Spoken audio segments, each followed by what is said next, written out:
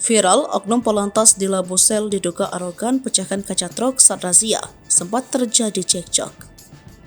Sebuah video yang menarasikan seorang oknum Polantas memecahkan kaca truk viral di media sosial.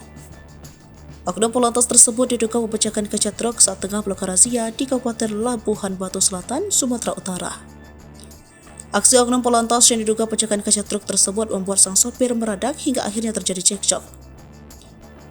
Bobot cekcok antara sopir truk dan oknum Polantas itu kini beredar luas di media sosial, salah satunya di akun Instagram.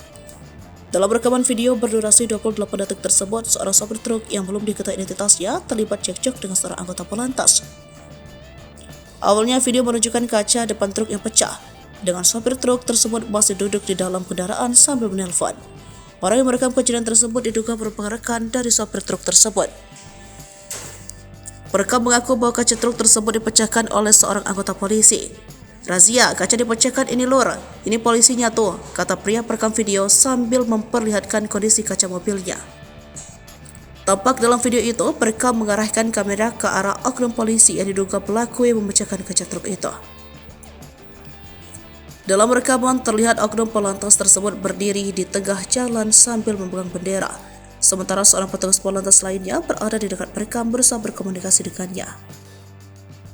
Perekam menyatakan bahwa kaca truk pecah karena razia dilakukan oleh polisi. Perekam kemudian menegaskan bahwa baik perilaku polisi maupun masyarakat haruslah baik.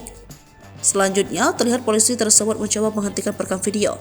Sementara di belakangnya terlihat oknum Polantas yang diduga memecahkan kaca truk tersebut. Video yang memperlihatkan cekcok polisi dan sopir truk ini kini beredar luas di media sosial dan menuai beragam komentar dari para warganet.